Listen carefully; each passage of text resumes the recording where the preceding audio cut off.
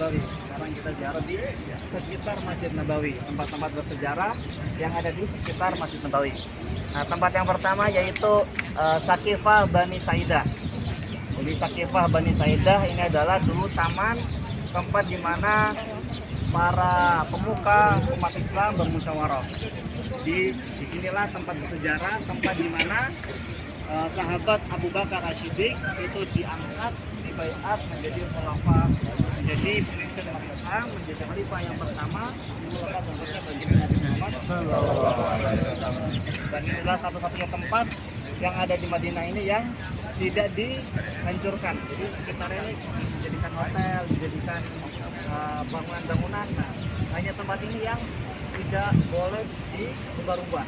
Jadi ini dari zaman dulu sampai sekarang tempatnya tetap begini, nggak boleh dirubah, nggak boleh dijadikan bangunan. Bangunannya dulu tanah lapang, taman Bani Saidah. Jadi ketika baginda Nabi Muhammad SAW wafat pada hari Senin pagi tanggal 12 Rabiul Awal, itu para sahabat berkumpul di sini karena mereka ingin segera mencari pengganti baginda Nabi Muhammad SAW.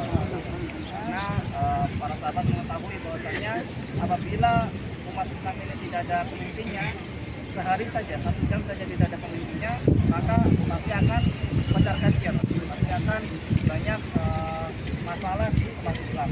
Maka pada saat itu para sahabat berkumpul di sini untuk mencari penggantinya baginda Nabi Muhammad SAW.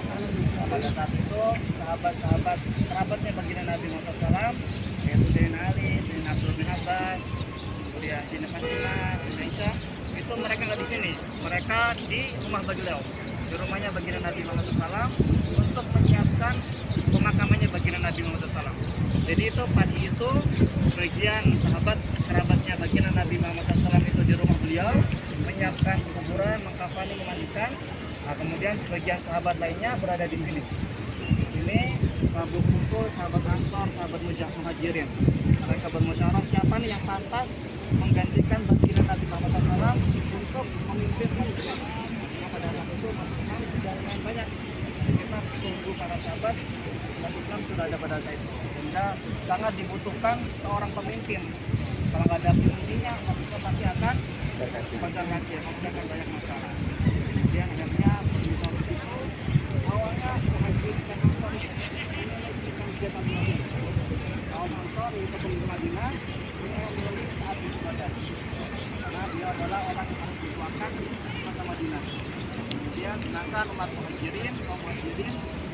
Muhajirin orang-orang yang hijrah dari kota Mekah menuju kota Madinah, mereka memilih sahabat Umar karena dirasa bahwa sahabat Umar ini adalah yang paling pantas menggantikan baginda Nabi Muhammad SAW.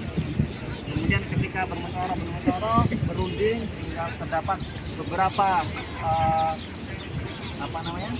perselisihan, diskusi yang begitu alot, akhirnya sahabat Abu Bakar ini mengucapkan sabda dari baginda Nabi Muhammad SAW yang mengucapkan bahwasanya pemimpin umat Islam harus berasal dari suku Quraisy. Akhirnya dari dua kandidat tersebut hanyalah Umar yang dari suku Quraisy. Maka ketika sahabat Umar ingin dibaiat, beliau mengangkat tangan sahabat Abu Bakar, kemudian mengatakan tidak ada orang yang lebih pantas menggantikan baginda Nabi Muhammad SAW selain sahabat Abu Bakar. Karena di akhir hayat beliau pun beliau senantiasa menggantikan imam umat muslimin, menggantikan baginda Nabi Muhammad SAW ketika beliau sedang wafat. Jadi beberapa hari sebelum baginda Nabi Muhammad SAW itu wafat, beliau senantiasa memerintahkan sahabat Abu Bakar untuk menggantikan imam beliau di Masjid Nabawi. Sehingga para sahabat pun ketika sahabat Umar membaiat sahabat Abu Bakar, semuanya setuju, sehingga pada saat itulah dibaiat sahabat Abu Bakar As-Siddiq. Di tempat inilah pembaiatan sahabat Abu Bakar As-Siddiq untuk meneruskan kepemimpinan umat Islam selepas baginda Nabi Muhammad SAW.